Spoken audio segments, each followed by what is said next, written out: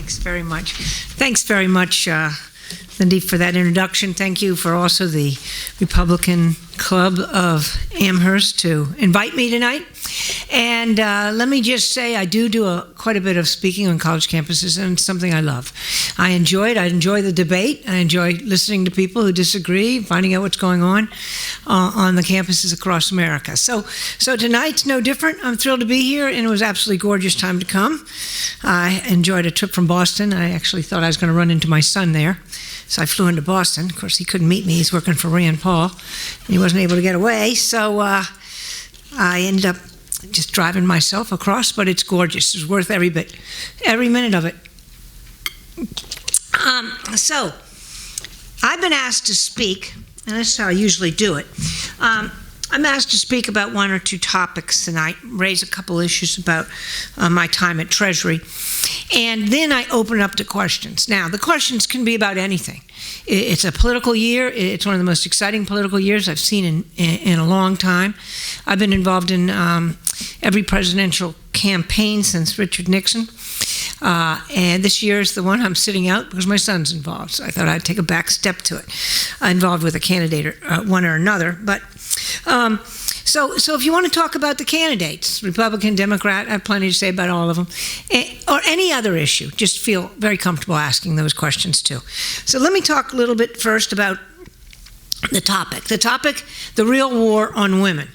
Well, let's talk about the so-called war on women. And then I'll tell you what I believe is the real one, as opposed to the one that's being proposed, has been proposed many times. The first time I kind of got a wind of it, I know the policy, the strategy of the Democrats in any race that's statewide, or I suppose on some of the others, but the ones I'm close to are statewide or national races. They've always picked a couple issues and hammered us in order to get the women's vote out. The politics is simple. The Democrats win if single women vote in large numbers. Republicans own the married women. We win on married women. In different size, depends, but sometimes we win more or less, but we have a hold on married women. That's part of our base. It's single women that we get clobbered. Our candidates get clobbered with single women. So if you can get minorities out and single women out in large numbers, you'll very likely beat the Republican. And so what is their strategy? Is to present a message that will get those segments out in large numbers. And so before I was with Romney, there was usually, like I was being in Virginia, and we'd have Senate races, or in California, I spent time out there, and you'd get, you'd start hearing, you're against women because the candidate was supportive of pro-life. And so they'd hit you that, and they'd hit you on guns. And not in Virginia. Don't hit you on guns on Virginia if you're pro-gun. They do in California. And so there's two or three issues, and that's all they have to talk about to get the vote out. And that's all they do. And then there's a whole other issues abound, but they hit the ones that are going to get that vote out. So I was with Romney, and they asked me to take a press call. It was any number of members of the press on it, and there was four of us, a couple senators, a top legislator in Florida, and I was asked to join us. And I remember all the questions. Every question was, they have said that the Republicans have a war on women. They've launched a war on women. And I'm listening to this, and they started saying, what's your response? What's your response? And the different legislators were saying, no, And the reason we are launching this war on women is because of our positions, and in particular the candidates' positions.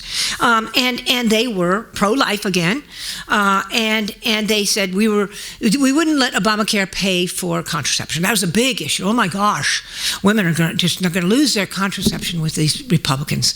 And then they had equal pay might have been thrown in there. There's a couple of them.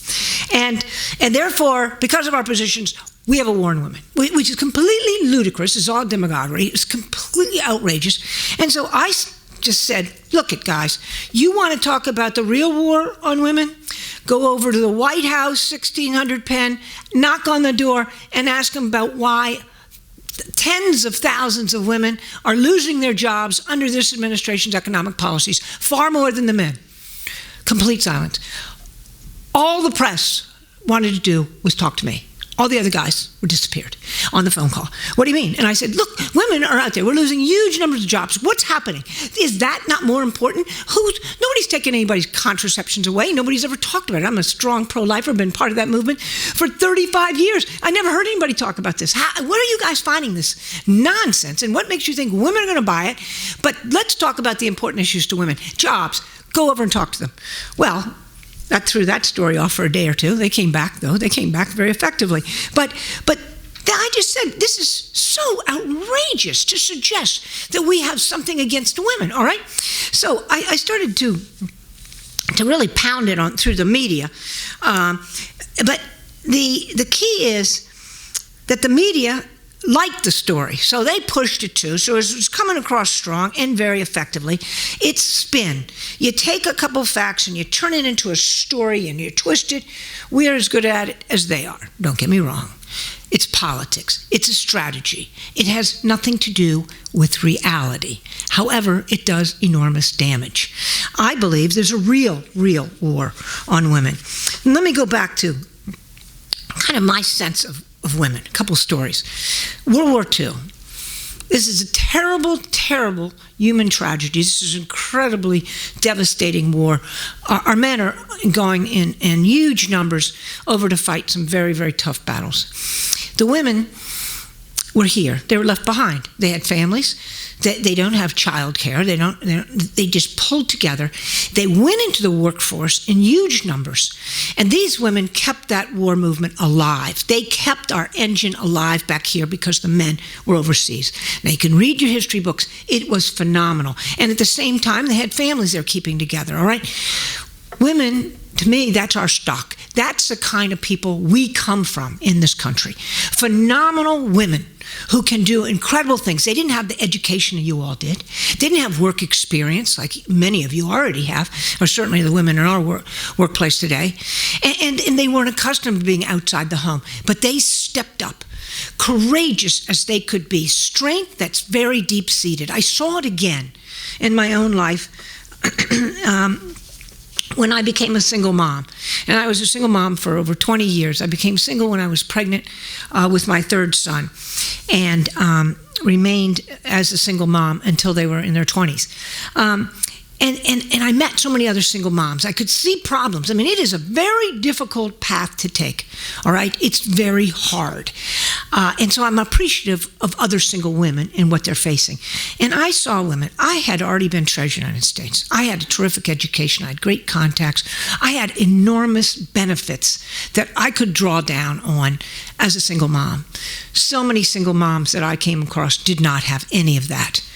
And I had nothing but enormous strength because I could see that they had dug deep inside them and they had found some kind of inner strength, and they were pushing forward and they were fighting for their families and they were going to take care of those kids like nothing I don't know that I could have done it with as limited opportunities as they did, but they found a way.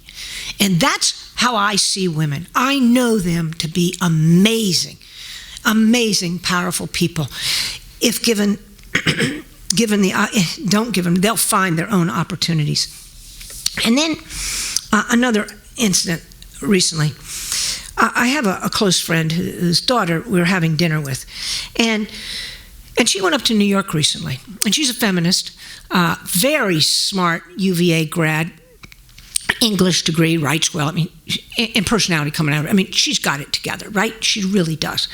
And we were having dinner, and I said, how's it going? Well, she just could find it. She's up there 2 years now. She just found a nanny's job. She hasn't been able to find anything else. And so I'm constantly saying to her in many opportunities, what are you doing? You need to get a good job, you know? You need to get a real job. Yeah, well, I can't find this. I can't find that. I can't. And she meets this guy who she's now dating, and she's so bugged. She says to me, you know, it's so unfair, guys. They have this network that we just don't enjoy. It's just outrageous. And I said, what are you talking about? And he says, he comes in from Florida. He knows nobody here any more than I do. And he goes to a bar and he starts talking to some guys and he tells them what he wants to be. He's looking for a photographer job, and he'll do anything, but he's hoping to work on the movie set or do this or plays, whatever it is. And he says, someone said to him, oh, well, I got somebody that does that. Maybe he can help. And puts him in, starts a network, makes some phone calls. And they said, we don't have that, but we have somebody that just moves staging stuff in between the, at nights, have to redo all the stages. But at least you get talking and working with people in the field. Okay, I'll take it. He's working from, 12 to 4 in the morning, whatever. And she says, it's so unfair. And I said, stop, just stop. I said, do not tell me that this is anything to do with sexism. I'm just going to not be able to sit at this table another minute. Because I said, I have asked you how many times, what do you want to do? And you know what she says? She goes, I want to be in the arts. I'd like to be in the arts. I said, okay, tell me. Publishing? I've got publishers. Let's put you. I don't know. How about museums? Do you want to work in a museum? What do you want to do? I don't know. Just using my creative skills. Well, that's not going to get you a job, okay? You need to start focusing. Your boyfriend, he came in and he told people exactly what he wanted. That's what you need to do. Make up one if you don't know. Make it up. Say you want to work in a museum, okay? Now let's go for a museum and let's tell people. And I said, how many people have you told in New York in the 6 months you've been there? Well, I sent out some resumes through the email. I said, you're never going to get a job. Get it? Okay? This is what you have to do.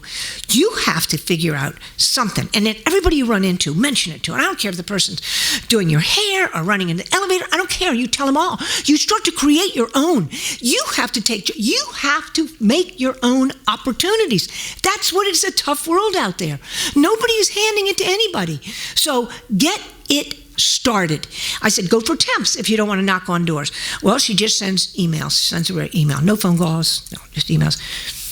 I just said to her, don't tell me this is about anything to do with women versus men, except that you have not been willing to do what your boyfriend is doing. You just haven't been willing. Personality, maybe just not the training. I don't know.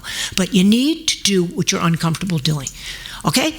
Now, this is what bothers me immensely, is that there is some kind of a sense that because things don't turn out the same way as it does for someone else, that there's some kind of discrimination, there's some kind of victimhood that has appeared, has raised its ugly little head, and you have become the victim of it.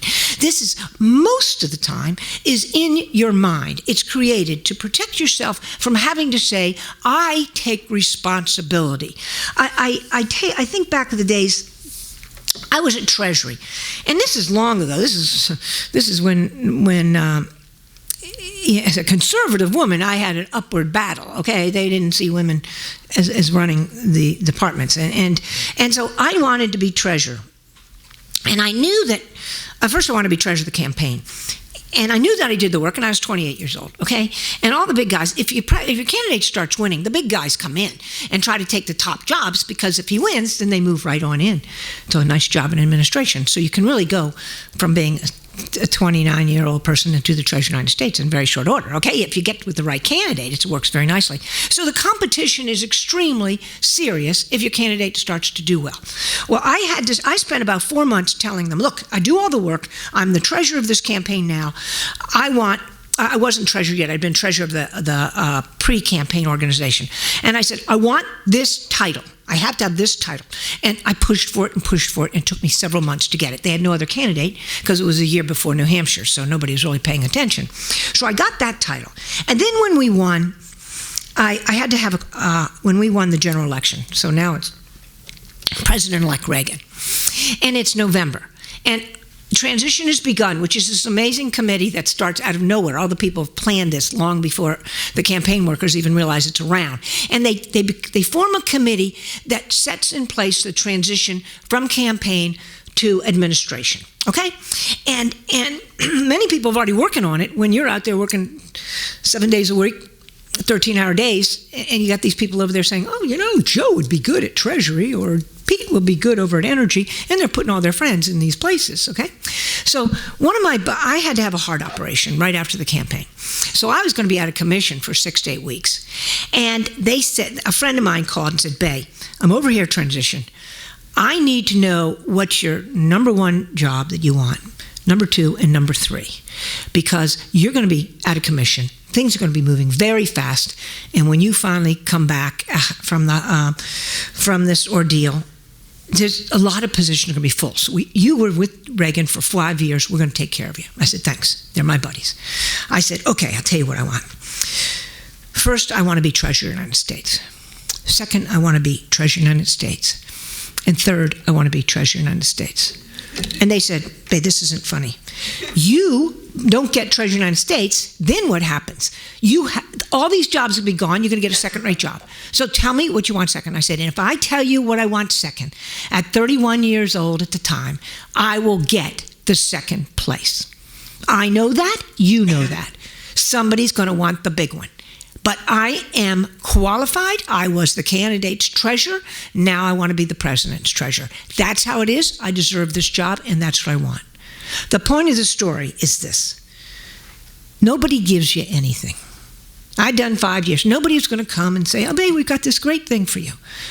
I had to figure out what I wanted, and then I had to fight for it. And then when I was given other options, I had to say no to all of them and risk not getting what I wanted and having nothing at the end. I had to do it all. That's how you take care of yourself. So when I talk to this friend of mine's daughter, I'm beside myself that she thinks it just comes. It just arrives on your plate. I advise every single one of you to decide the kind of thing you want. If you're not certain, pick one of your 3 tops and go after it. That is what it's all about. And don't stand around and say, I didn't get it because somebody doesn't appreciate women or doesn't appreciate my minority status or whatever it is. Just go for it. Let me tell you what I believe is the real war on women. It is first and foremost the economic policies we have in this country. Jobs out there don't exist to the extent that they need to. We have not created a kind of an environment in which small businesses abound and are growing. And that's where the jobs are. Everybody can talk about the big corporations and all that. Jobs are created through small business. Fact. Okay? So small business are people like you and me come out and we have an idea and we might have one person helping us. He might be doing it in the basement. It is small and it might build to 30, 40 people. But that's where the jobs are. Well, these kind of people at that level cannot invest and cannot expand when they're not sure what's going to happen next year. Is the economy going to just be sluggish? I can't possibly invest money in this company if I'm not going to expect more revenue next year. So everything goes flat. 2.2% last year is not a serious recovery. The jobs aren't being created. 1/3 of young people age 18 to 34, 1/3 are living in their folks' home. 1/3, okay? Now, many of them have college educations, and they have huge bills, and they don't have opportunity. Now, one of the most difficult things to finding a job is if on your resume there is 2 years of no work. Not a good thing.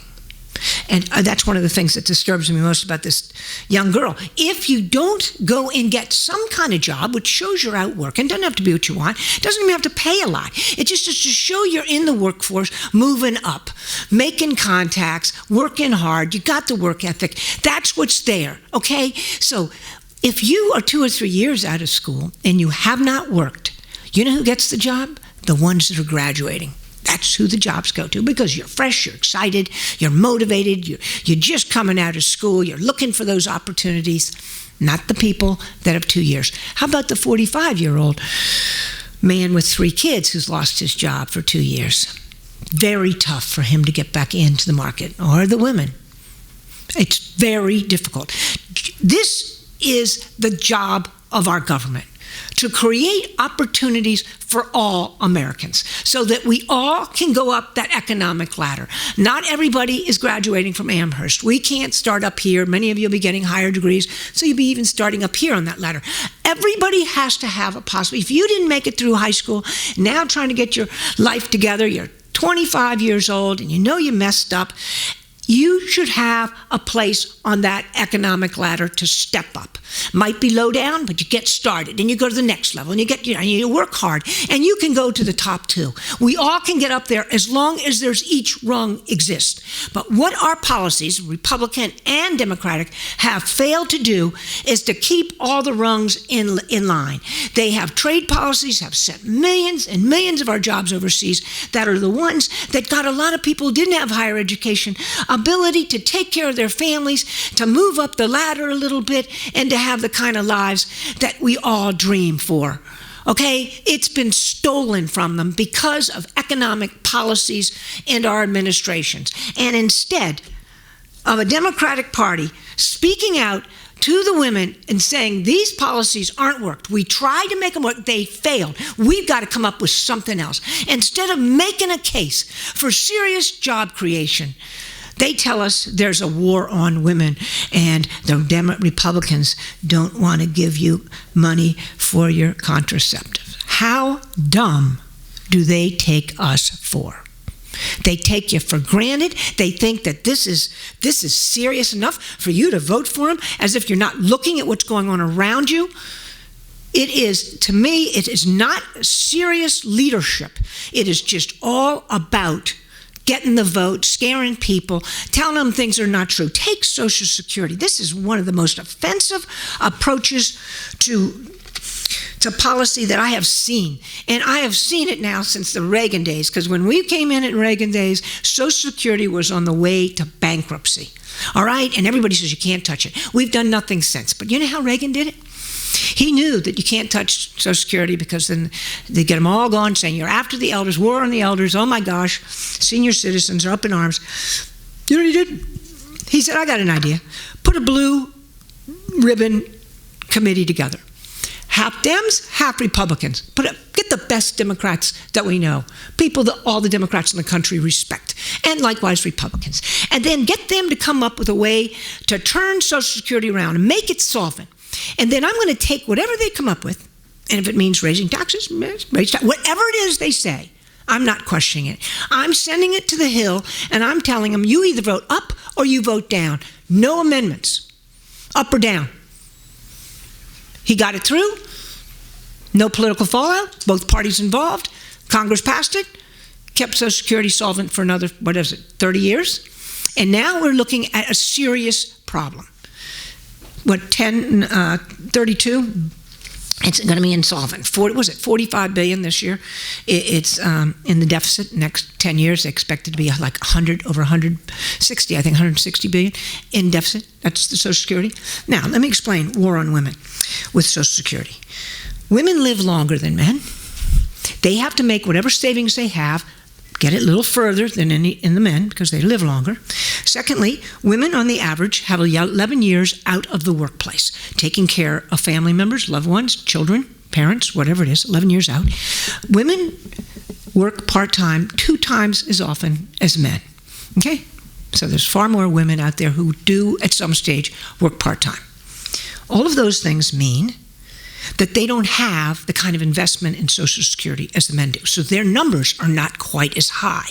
So very likely they won't get as much Social Security. But they rely on it even more than men for another reason, which has just come to my attention a couple years ago.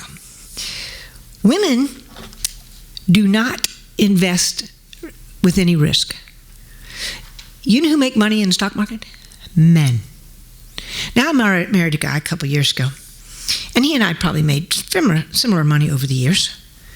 He has 4 times as much retirement as I do. Not because I haven't been saving. He said, no, it came in the stock market. Well, I have like a little money market. Is it safe? I would say to my guys, it's safe. Is it safe? It didn't make any money. It just sat there, okay? Because I just was worried about losing it. I can't deal with losing it. I've got 3 kids here. I got to have something in the final days, okay? And I've been reading up on Social Security. They said it's notorious. Women will go to a financial advisor and say, whatever you do you have a money market or something like that? And they're like, no, you don't. You need to spread it out. No, I can't. Because it's not in our nature. We are so dependent in the future on this program to at least augment whatever savings we have, okay? Women are the target here in Social Security. And what do we have? We now, this year, there's a new war on women coming up, thanks to the Democrats. They're producing a new one. And Social Security. It's not just the Republicans have a war on the elderly or the seniors, as they like to say. We like to call ourselves seniors now. They say it's also a war on women because it affects women so in such larger numbers. Now, why not? So they say we can't make any changes. Okay, well, let us all grow up. Let us be adults. This is an extraordinarily serious issue. It takes real backbone from Democrats and Republicans because they know as soon as they suggest any kind of change, some kind of reform, they're going to have all the seniors, the AARP, up in arms, and they've got to take a little bit of a hit here and do the right thing for the country and for the women. They've got to make Social Security secure, okay? They have to. We've been talking about it 20 years. They know it's coming. It's coming faster now than we thought it would come. They won't do anything, but the Democrats are going to use it and say it's part of our we are trying to make some changes. We've thrown some ideas on the table. I don't know if our idea is going to stick. Why don't we do another blue ribbon? Why don't we do something to save it? Instead of turning it into a political football that can be used to somehow scare the women into coming out and voting in large numbers. That's a real war on women. I suggest that it's time that we highly educate our women and tell them if you're married or not, it's time to learn and understand how this system works. Because 20 years from now, you're going to be on your own out there trying to make it all work. So learn something about it. Learn it now. Go and talk to a financial advisor. Get some ideas. It should be taught in school. This is serious. Okay? And once you become more knowledgeable about it, you will understand the importance of Social Security, and then you can vote intelligently on who is going to help preserve this very important program for millions and millions. Another part of the real war on women. And that is this attitude of the women's movement that we are victims. That somehow women get into these situations and we need someone else to solve our problems. They blame others, they say it's not our fault, and we're caught in this mess because of discrimination or because of the men around us or because of some terrible thing that's happened, and we need big old government to come in and to solve our problems. Now, I was explaining to you, I don't buy it. I don't buy it for a minute. I know the strength of women. It's time we said, look, government will provide the opportunities. Women, find the solution to your problem, your family's concerns, and take care of it, because that's your job, not mine. Instead, today, we have the government not only telling our parents that they cannot send their kids to a little parochial school down the street, a little choice in education. We're going to shut them down in D.C., even though all of these minority women were loving these schools and wanted their kids to go. It was a safer environment. They shut them down. They said, no, you have to go to the public schools, which are nowhere near as good as these other schools. And by the way, we're going to tell you what the curriculum across the country, we have the federal government telling us what the curriculum is that is being taught to our children. And now they're telling us what our kids can eat at school. Well, excuse me, I think parents should have some say in all of this. Do you know there was a case up, I think it was Connecticut, and the kid brought a ham and cheese sandwich, and like an apple to school, and the teacher had to look at it and decided it didn't satisfy, took it away from him and told him he had to pay $2.50 for the school lunch.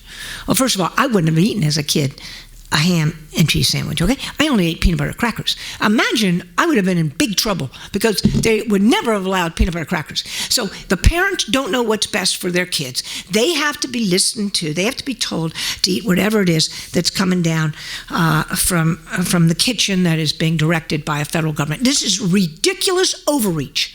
We don't need this kind of incredible intrusion in our lives. Do not treat us as if we're silly people who cannot make decisions for our loved ones. And in crises, we can't take care of ourselves. If you give us the opportunities, we can do it, and we can do it better than you ever dreamed of. So why don't you tell us that's our responsibility. As single moms, our kids are our responsibility. I wrote a book on this. In those 20 years as a single mom, I got to tell you, right and left, I'd hear from conservatives, and I was out there as a pundit for all these candidates and policies all those years, and I would listen to my friends come on and talk about single moms. And you know what they'd say? They're from the conservative point of view. Look at the numbers. 4 times more likely to use drugs if you come from a home run by a single mom. 6 times more likely to fail in high school. This many more likely to become pregnant if you're, it goes on. The numbers, likelihood to use drugs or alcohol, the numbers are staggering. So you know what they say? Look at these statistics for single moms. Shows you need a man in the house. And so I'd say, well, that's real good, guys. I agree with you. Good to have a father in the house. What if he's gone? You have any ideas then? He's already gone. No, because they can't say anything about that because it would somehow justify the man being gone. So we can't go there. We only have one side. So I'd say to conservatives, a plan B, please. No plan B. All right? So then I'd hear the feminists come on and say, oh, it's terrible, all these single moms. And they would have one of 2 stories. They'd say, you don't need a man. You don't need a man. That would be their strong argument. And then they would say, government needs to help them. Government needs to be there. We need government. And I would say, I don't need government. I don't need any of you guys. It's tough. I'll figure out a way, but I'm going to do it, just like all the other single moms out there that I was in contact with. Millions of them. Give us the opportunities. We'll put it together. And I know with the questions you'll say, what about the people that are below the safety net? Of course you have safety nets. Always. All the states should have safety nets. And so that the people who are falling below it can get back up. All right? I agree. But they get back up so they can get on their feet and take care of themselves. And I think this attitude of that it permeates this movement, that we always are looking at women as victims and discrimination occurring all around, and be careful. And if you don't get that promotion, it's probably because you're a woman. This is ridiculous. A ridiculous way to approach life. Utterly ridiculous. And another point. This has always disturbed me, and then I'll close. Women can be police chiefs. They can be firemen. No question in my mind. They can be extraordinary in corporate world, as lawyers, as doctors, as nurses. They're just terrific. Can be in the military. And yet I need a law to protect me from some coworker who's put up a dirty picture. I need a law to handle this. I can't handle this. All the things that happen in the workplace, I need to look to see if I'm going to sue because somebody's treating me badly. They use bad language. What is this? I either am strong, I'm capable of being as good as any male in that same position, and yet I need all these extra protections. Again, it's this attitude that I am weak and I cannot handle it as a woman. This has got to be removed. This attitude has got to be taken out of the vernacular, and so young women can grow up and know they just need to focus and go fight for what they want, and if they do come across some discrimination, figure out how to deal with it head on, move around it if necessary, and move ahead. Do not spend your life looking for it. Let me close with one point. I've taken a little longer than I'd like, but let me close. I believe without question in this country, we do not have the leaders we need from the left or from the right. And I believe Americans agree with me if you look where they're looking at candidates. From the left, they're looking at Bernie Sanders, and the right, they're looking at Trump and my friend, the doctor, outside of politics, outside the politics, okay, Ben Carson. And I said, why is that? Why is it that we don't have the kind of people in Washington and our state capitals who really fight for what's right? putting aside the kind of incidents or the name-calling going out there, the political correctness. I have to tell you time and again, you can't talk about immigration because if you take the wrong position, you're a racist. You can't talk about being against abortion or any of these other social issues, or you're homophobic or you're sexist. You can't have a disagreement anymore. You can't speak out against anything because people will say you're a bad person. And this is ridiculous. This is non-American, okay? There is something called a First Amendment. And we as Americans are so privileged to have the ability to speak our mind, to make our case clearly, to open the debate so that all can speak. And this is what we lack. And it's not being helped by what's going on in college campuses. So I suggest, and I recommend, and I challenge every one of you to start the debate. What happens in Washington is people go back who think they have a cause. It might be education. They were teachers. They want to change things. And they're very dedicated. And they get back there and all of a sudden the party leader calls and say, look, there's a bill coming up. We need you a yes. Republicans are voting yes. Well, you want to be a party person. They're taking good care of you. They give you a nice assignment, so you vote yes. And the Democrat says, oh, Democrats have to vote no. It's a party line vote. That's sheep. What can we getting done in this country if people are just voting how they're told to vote? It's time where we get people, both sides of the party, that tell their leaders, you know, it's very nice. I enjoyed dinner with you last night, but guess what? I read the bills. I decide for myself what I believe is best, and that's how I vote. That's leadership. And if it means you don't get the committee chairman appointment, and you lose your office, you lose your position, who the heck cares? You do what's right for America. That's what being a leader is if you're an elected official.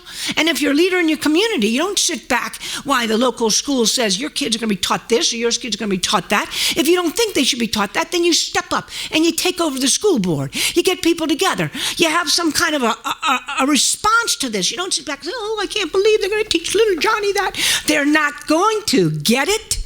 That's the answer. And that's a leader. So how do you do that? Because these people didn't come back to D.C. or go up to Sacramento thinking they were just going to do what they're told. They didn't debate the issues long enough. They're easily intimidated. When people of power, or President of the United States calls and say, I need your vote, they think, oh my gosh. And I say to them, how can you? I actually asked a Republican conservative, how did he vote for this entitlement? The president called me. I said, but you know entitlements are bad for the country. You know that they're terrible for your children. Yet you voted for it because somebody called you on the phone? That's what we need to get rid of. If you can't stand up to the heat, get the heck out of Washington and politics. We need young people like yourselves to start the debate. I don't care if you're pro-life or pro-choice. Go find somebody who disagrees with you and have a dialogue. Don't say you can't say that because you're anti-women. I am not anti-women. I have very good grounds for wanting to champion the unborn, and every opportunity I have, I believe it's life. So what do you think I'm going to do? I'm going to take that opportunity and proud to do it. And I'm not ever letting an opportunity slip by. But don't call yourself pro-life if you're just talking to pro-lifers. Go find a pro-choice person and talk to them and tell them how you really believe. And they'll give you their best argument, which is a very good one. What are you going to do with the 14-year-old raped by their father? That's a good one. You're going to force them to have the child? And you're going to think, what am I doing? Mentioning this. Of course, this is a terrible situation. I don't know if I'm... Well, then you have to go talk to people. That's a very good point. Are you for exceptions or are you not? I'm not. So talk to somebody who's not. I believe every one of them is a child. So how could I possibly be for an exception? I can't pick and choose who lives and dies. But lots of good friends of mine believe that exception's valid. I support them on that. That's what they think. Fair enough. They've thought it through. I'm not to tell them what to think. I'll disagree with them any chance I have, but we're good friends on this. I respect them, and then there's ones who don't believe in the right to abort. Well, fair enough. That's what we're all about, but debate it. See what the other side thinks. How else are we going to progress in this country?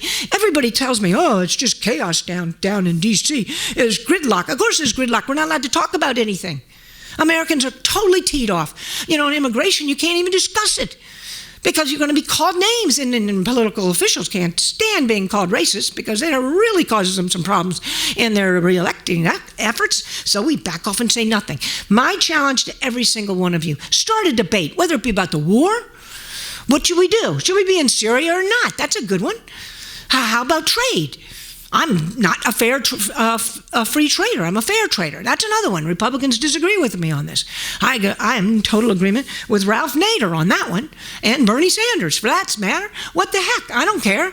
You don't have to agree with me. Have the debate. Don't have anybody tell you you can't talk about this issue. You're an American. You study these issues. You debate them. You talk about them until they take hold of you, until you know what your passion is. What do you believe? What do you want to stand up for? What do you want people to know you as?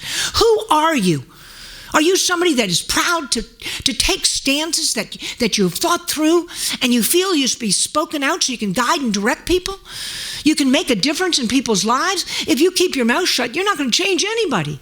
You can save lives if you're pro-life and you speak. You don't know who you're going to affect. You don't know who's listening to you. Somebody might say, I never thought of, she said every time it's a child. Whoa, what's that? I never heard of that one before. 2 years from now, she might still have it in her head. You don't know. But that's what it's all about. That's the excitement of life. To come up and to find out how people disagree and agree with you and enjoy the dialogue. And as for political correctness, it's time to put a stake in the heart of that ridiculous policy. And for liberals to push it on college campuses is such a complete outrage. Freedom of speech. It's sacred. And we should all respect it. And one another. In the sense that we can't expect people to always agree with us, but it doesn't mean it's offensive when they don't. It just means it's a different point of view. Thank you all very, very much. It's great being with you all.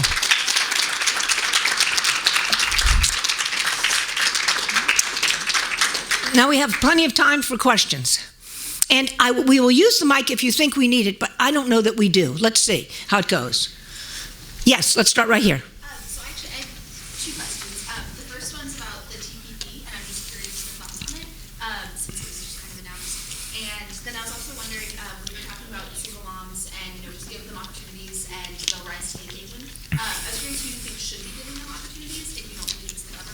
Oh, no, I was very clear. Opportunities is what the government is supposed to provide. Opportunities, not handouts. Okay, and as for the TPP, it's terrible. The trade bill is just terrible. This is my problem with all these trade bills. I fought against NAFTA and GATT and all of them. And it's because, first of all, the responsibility of trade bills is Congress, and you don't want to turn that over to the president. It's constitutionally designated to be Congress. Okay, and then we can go one by one and see how they go. And they want to do it all together and all be wonderful. As a result of these trade agreements, jobs have traveled overseas by the millions. Now, this is the problem. If we send jobs to China or to the Philippines or to Taiwan or wherever it is, and they do not follow the policies that we think are right as a working environment, safe, all right, a safe working environment where people are treated as humans, not as 15-hour days for 14-year-old girls who are allowed 2 bathroom breaks and a short lunch break. Okay, or prison people that are being used to produce these products. So we send these manufacturing jobs overseas. They create factories. They are not safe. They don't have any kind of OSHA rules and regulations. They pay them just a pittance. These are not living wages. It's a pittance. And then they bring their goods back into the country at a lower price. So if you are making you have a manufacturing operation, you're making widgets here, and then your competitors go overseas and make widgets. Well, they bring the widgets in for what? $1, and you're going to cost you $6 to make them. So you're out of business, aren't you? That was a great deal. I know manufacturers who literally have for years taken care of their people, had thousands of workers that had to shut down. And they told me, I have 2 choices. I shut down and move overseas, or I just shut down. Because I'm going out of business if I stay here, because I pay my people $16, $17, $18 an hour. I have all kinds of benefits for them. When their sons get in trouble, I open up jobs for them. It's a community here. We take care of our people. We cannot stay in the United States under the present circumstances. Solution. You're going to have a trade deal? You don't give them free trade. You want to go over to a country like Canada? Well, that's fine. They have a similar arrangements as we do, living standards. They have very good policies to protect workers. So it's equal. That should be open. That should be free trade. You go to China, where they treat workers like slaves. Good. We put a nice surplus on your goods when they come in here. And that surplus goes to the businesses in this country who are doing the same kind of work. The manufacturers in this country reduce their taxes. So now they've had to pay a surplus. So it's the same, similar to the amount they're paying for decent wages here. Okay? So now they're competing. It's called fair trade. That is why I'm opposed to these trade deals. There's nothing fair about them. They're harming American workers and American families, and it's time the President of the United States starts winning, as Donald Trump says, some of these negotiatings. We just give away the shop, open up our entire market, let them bring them in without any tariff, and then they won't even let us into their countries half the time. It is just a ridiculous arrangement, and it's got to be stopped. And you noticed how all the Democrats were opposed to it. I was laughing my head off. Hillary's been for it. She's been campaigning for it. She was all for it as Secretary of State. Now she says she's against it because it's politically correct. So, I mean, it's unbelievable. Okay, I had more questions, I'm sure. Yes, back here.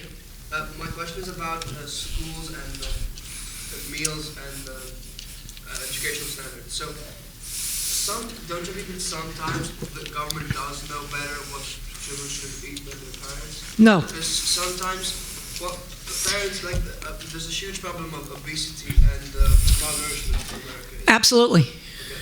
So, don't we suppose that the government has access to, well, doctors, and don't we think that the government has the best people in age? No. This is the problem. Look, some people need meals at school. You know, and I agree. You know, there's some poor people that don't have breakfast at home, so we should have a breakfast for them when they get to school. I don't have a problem with that. But to suggest that some parents who are feeding their kids should be told how to feed them and what they can eat, and the kids don't like the food and are not eating it, it's just taking every possible responsibility away from parents. I'll tell you where schools should step in. Why did they stop gym? Exercise. Why not teach these kids? And I sent my kids to an all-boys school, and all the boys were wild, mine included. And so the teacher would get an hour and a half, and then you go outside and say, see that mountain, run up that hill, come back. Run up that hill again, come back. And they were always outside, always, is because he said I only had attention span of these boys about an hour and a half, okay? Now, that's not costly. That doesn't cost anything. I do know that when you have sports, sometimes some kids aren't good, some aren't bad. You don't want anybody to feel bad. Well, you know, we got to get over all of this. That's life. You know, some things don't work. You got to expose them to things, because some kid might pick up track and say, this is a blast, and then he's got something that's exercise. We take all the opportunities away from them, and then we think we're going to tell parents how to feed them and they're going to be healthy. What do you think's going to go home when they go home? You think they're going to stop eating the potato chips because you didn't give them any at school? This doesn't make sense. If you want to address the problem, let's do an educational thing. Let's go on television, do whatever, the public service thing, to kind of let people know, here's some good exercise for first graders. This is what you should do. Everybody, send it all out, you know? So maybe parents will get some ideas. But this is a chronic problem, but you can't take parents' rights away from them and think the government is a substitute. They are not. It's time to hold parents responsible for raising their kids. It's just the way it's going to be. And the whole school program is a complete failure, and the kids aren't eating this good food anyhow. So the so-called nutritious food. So what good is it? They're not eating it. They're eating nothing. It's being thrown away. So no, I think that we need to tell people, you have children, you're responsible. Get it?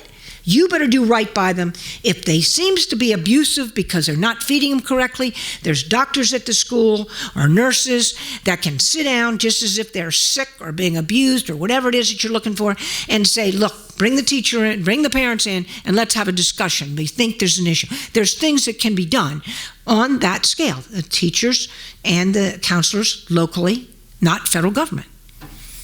Yes? Certainly. You were arguing that the war on women that the Democrats believe to exist, that the Democrats have created a platform in response to it. And one of the things that you reference is equal pay for equal work, and that's part of their platform against this war on women that does not exist. And I was just wondering how you would imagine unequal pay not constituting war. It's a very good question. Well, first of all, this idea that women and men are not paid the same, okay? if you're looking across the board, I think it's like 77% women make of what men make. However, if you were to take bachelor's degree, 7 years experience, oops, 97%. Okay? All you have to do is do apples with apples. And the problem there is a little bit, but it is nowhere near what it used to be, and it's not a major issue. Why I'm opposed to legislation is because they're trying to say that we are going to figure out all the jobs out there and we're going to make them somehow equal, and then we're going to require them to be paid a certain amount. It is the free market that decides prices. And that's what I strongly believe. If you want to have an economy that is vibrant, that has an engine to it, that is creating more and more jobs, you have to let the free market take care of this pricing situation. It's just the way it is. And government, the less they're intrusive and with respect to that job creation, and all they should be doing is creating an environment in which Americans step forward, or people living in this country step forward and say, my gosh, hey, we can make some money. Let's open this business. I see some money here. Look, things are getting better in this community. They're getting stronger. There's opportunities. Let them do the job. Ronald Reagan's policies did not create the jobs. The small businesses that were created as a result of his policies is what created the jobs. Likewise with Clinton. The small businesses need an environment, a very healthy business environment. They do not have it today. We will have no kind of increase in jobs that are necessary to put America back to work until we have that environment. Yes? I have a question about what you were saying, what is the false foreign women. One of the things you said is that the Republicans are trying to defund contraceptives, things like restricting abortions, defunding Planned Parenthood, and you said that that's all false, that in all of your hearings. It's false to suggest that's a war on women. Okay. Yeah. That's no. We are, as a party, generally pro-life. Not all, but generally pro-life. We, as a party, are very much opposed to funding contraception through Obamacare. These are the things they said were true, but to suggest it was all political. They don't believe we have a war going on with women. Okay, I mean, I remember I think it was the 2008 race, and Romney and Stephanopoulos was asking the questions, and he said to Romney as the question in this debate in the primary, do you support legalized contraception? Now, I have been in this pro-life movement since I've been about 21, which is a long time. Okay. And I said, what you talking about? And Romney had the same reaction, said, I don't know what you're talking about. I don't know who's trying to make contraception illegal. I don't know. Where's this coming from? And he looked around. The other guy's like, anyone? And when the only thing it was is Stephanopoulos was told to ask the question so to get him on the record about contraception. And then that's where it started. Okay, suddenly that year, we were going to take, was ads were done, we were going to take contraception away from women. It's been in existence, it's been legal since the 50s. I have never heard this argument, and yet now that's part of this war on women. The one in 2012 was the contraception being paid by Obamacare. Now, women have been getting contraception since 1958. I've never heard anybody saying, I can't afford it, I can't get it, there's no place I can pick it up. It's not that expensive. And all of a sudden, we were against women because we didn't think that all Americans should be required, that companies should be required to do this. This should not be part of it. Okay, follow up, go ahead. Yeah, I'm sorry. The question, though, is that a lot of your ideas about women comes on the conception that women come from the same level as men do, and that they're just not fighting to the same degree as men are.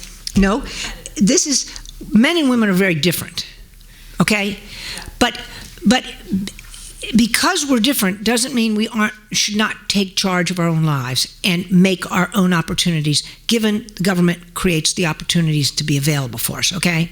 I mean, if you just have no economies, no new jobs, you can't ask people to start new businesses, okay?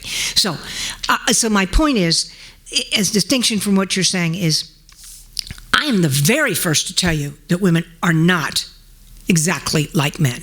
Equal, yes, but not identical. Men are more comfortable, and generally speaking, not all, I might be an exception to this, are more aggressive by nature.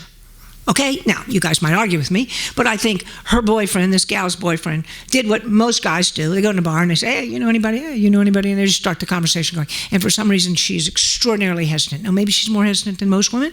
I don't know. I don't know where this comes from, but you can't blame the fact that she's hesitant on a culture.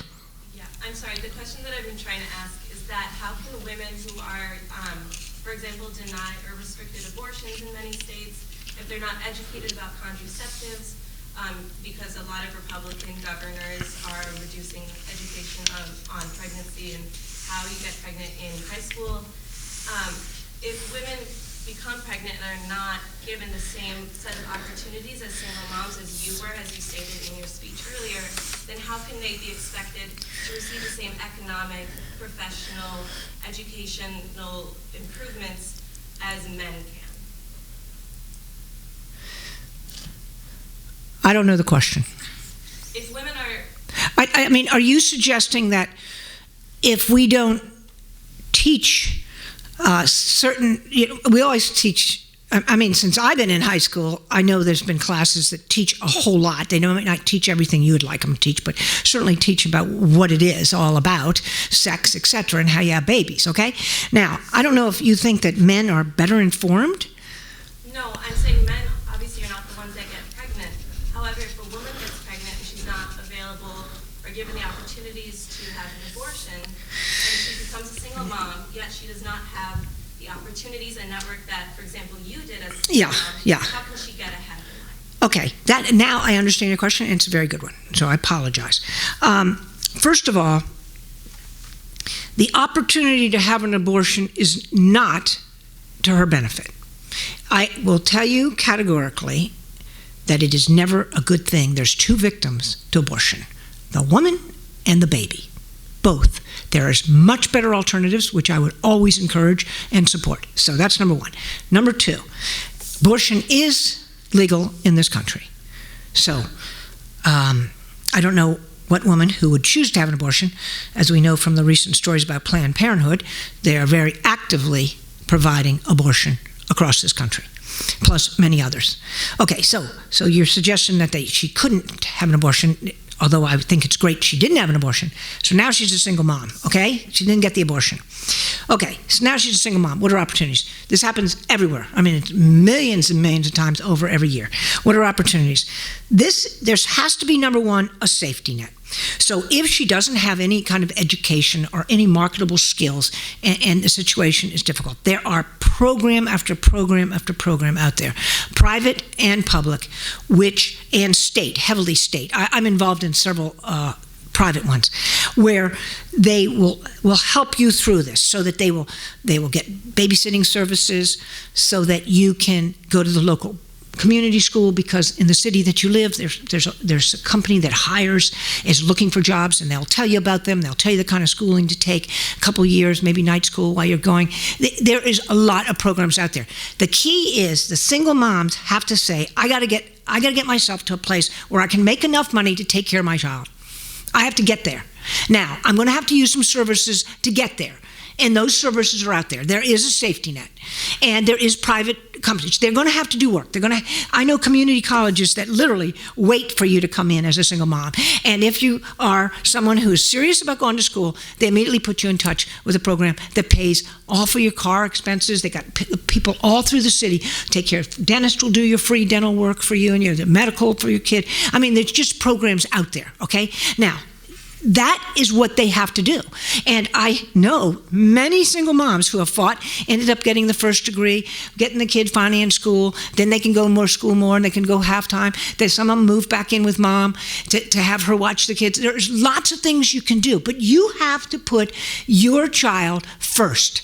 And then you say, how is it that I can best get myself ready to take care of him in a way that he can become the person he's meant to be? And that all things fall into place after that. There are programs, but you can't just say, well, it's better just to get rid of the child. They're never going to convince me of that. Okay, now you've had a question, but you go ahead, sir, so that you get a question. I'd like not to do it. Julia's been waiting for. Oh, I apologize, Julie. Okay, you go, and then, sir, it'll be your turn. Okay, go ahead. Thanks. So even if we totally buy your arguments that the true war on women is about the lack of economic opportunity in this country, and clearly economic opportunity is going to be key to the success of all Americans. Absolutely. I'm not convinced that the Republicans are the party that's going to grow the economy more. So there's an impeccably researched and annotated novel or book by Diedrich and Goldfarb about how over the last 80 years economic performance has been better under Democrats. And there are a bunch of numbers that they throw out that point to that fact. So I guess, even if we totally buy that economic opportunity is the key to the future systems of our country, which I think, in many ways is true, why are the Republicans going to be better at doing that if the Democrats have been better over the last 80 years? I would agree with you, depending on the Republican. Ronald Reagan was phenomenal, and he took this country to where it was, as Jimmy Carter said, it was just a mess. What did he say? The word was, just malaise. 22% interest rates. Just you can't even fathom. And inflation was double digits, that kind of thing.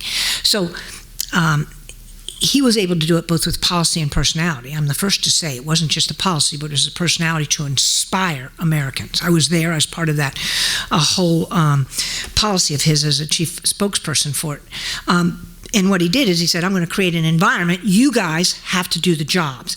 But I promise you, I'm here with you. We are a team. And people just said, my gosh, it's back again. And just millions, including millions of women business owners became part of the workforce in the next couple of years. You know who else did? It's Clinton. Now, I will suggest to you many of the policies he did was because he had to, because he had a Republican Congress, but it doesn't matter. He gets the credit. He's the president, he gets the credit. And he created also millions and millions of jobs. So there you have both sides. This administration has failed miserably.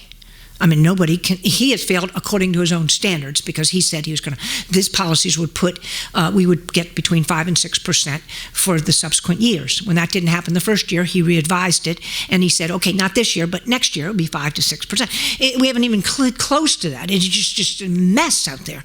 And it breaks my heart. So for the millions and millions of Americans who don't have an opportunity, I think it's just a heartbreak. I would agree with you that it's going to take more. Kasich, I don't think Kasich's going anywhere, but he is not a free trader. And I was cheering when I heard him say it. So, okay, I don't agree with you on 6 issues, but on this one, I think he understands how to create jobs. He did it in Ohio. We see that he did it. He understands it. I think Mitt Romney would have been fabulous. I don't agree with Mitt Romney on everything, but Mitt Romney understands the economy. He knows how to do this. He's been doing it. He's been successful. So I think your point is good. I think you need to look at the person and the policies that are working. Unfortunately, over the years, it used to be the Democratic Party was really the party of the working people. Okay? And the Republican Party was more known to be in the party of the corporate world. Okay? That's just fact. Over my lifetime, I'd say probably the better part of 20 years ago, maybe more, 30, corporations started pouring money in the Democratic Party too. So now both parties take very good care of corporate America. Extraordinary. Way too much, in my opinion. And both Democrats have abandoned the working Americans because you can't do both. Corporate America wants wages low and they want to do cheap as possible and keep the profits high. So please let me go overseas. Please let me have my illegal immigrants who don't charge much. This is all for corporate America. So the parties have merged. Okay? The key is the individual. That's what I believe. I think that I like Jim Webb very, very much. I wish he was running in our party. I think he's an adult on that stage last night. But you are correct. It's the policies. And then it's the personality. Reagan could inspire people. He just had a powerful way to communicate, and they felt good, and they just loved him, and they followed what he told them to do, and they did it, and it all worked, okay? That personality is key, too, is to let people feel that everything's going to get better here. I promise you. I'm working with you. And then do policies that will send that message to reinforce it. But so we've had both sides do well. And I just believe that we got to have somebody get real serious about bringing jobs home, or it's never going to happen. And so far, we haven't in the last, the better part of 25, 30 years, stagnant wages for middle income, middle down. Today, I read that, the gap that's supposed to close, middle class and the top percent is supposed to close, 7 times the middle class income today is what the top is. It's bigger gap than before Reagan. And Reagan was the evil corporate guy, remember? I mean, that's what he's known as. Oh, he took care of all his corporate friends. It's huge. The gap is bigger. We're losing the middle class. And the people at the lower end are hurting too. They're going down. There's been no increase in wages. They are suffering because of these policies. And it's wrong. And it has to be changed. So we'll see who can do it. And hopefully they do it well for everybody. I promised you a question. Yes, you. Yes. So I heard you're from McLean. I'm from D.C. I was born and raised in D.C. and So was I. Oh, wonderful. Yeah. I went to the D.C. public school system up until my 8th grade year, and then I entered private school called St. Albans. I know it very well. Yeah. And so It's a fabulous school. it's a wonderful school. And so what ends up happening, I see now that I'm 19, a lot of my closest friends who I went to middle school with, who were as hardworking, if not more hardworking, and as smart as many of my fellow classmates at St. Albans, don't end up either getting into as good of colleges or as good of internship opportunities that eventually lead to jobs. And Sure. I wonder, with that image that you shared about your friend whose husband or whose boyfriend was able to get those jobs, where you see social capital actually being the biggest thing. Because I would say the transition from the 8th grader to me, the high schooler, wasn't so much that I somehow became smart enough to enter Amherst, is that I had access to all of these new opportunities. Sure. So I wonder if on your part, it's not so much that, even the anecdote you shared, though your friend is actually at least fortunate enough to know someone as powerful and as well connected as you, whereas someone who's probably even a harder worker than she is doesn't have necessarily that. Absolutely. So I wonder if you can speak on that. It's an excellent question. There's no question. The fairness is not something that is across the country. I mean, some of us are born into much maybe wealthier families or maybe better connected families for economic purposes. They might have a father who has a huge successful business and you can go right into it and take it over. I mean, this is a beautiful thing, right? And so there's lots of different things. But what I thought was impressive is this young man, I suspect, is nowhere near as educated as she is. He knew nobody. He created his own network. And that's what every one of you can do. Nobody is restricted by the network they create. You go to the gym, you work out, you meet some people, you ask them what they do, and in your back of your mind, I wonder if any of them does something, or father does, or mother does, and you get to talking and you learn, you say, hey, would you mind asking, if they know of anything, and maybe they don't, but maybe they could refer me to somebody. You create it yourself. Now, if you want to be, some jobs are harder, but you have a network. Every single one of you has to work the network to get a job. Forget the internet. Okay, don't think you're going to email your way into a job. You might get lucky, you might get called on it. That is not the most effective way. It's small businesses, and then you get in the door, and then you go up. And that's why I'm a big believer in temp agencies. You get in the door, you do it for 3 months, I can't stand this job, I'm out of here. Okay, do someone else 3 months. See, pretty soon you have network, you've created networks, you got people know you. So I think you should use every bit of the network you came in contact with at St. Albans. Some people go to Texas A&M. If you have a Texas A&M, I've heard this story, on your finger, and you're walking down the streets in New York, how far away is that? And somebody sees it, they say, you're Texas A&M, can I do anything for you? You're looking for a job? I mean, they're right there because this is kind of a network they have to take care of each other, right? Maybe you all have it at Amherst, I don't know. So everywhere you go, there is something out there. Right, but I guess kind of to go further is that I guess maybe I wonder if maybe not you, but maybe a lot of people who are particularly successful have this kind of misconception that it's a lack of effort, not a lack of it's a lack of effort on people who aren't successful's part, because again and these are incredibly hardworking people. I know I can't make a blanket statement that's true. I cannot make a blanket statement. But you work for the job smart.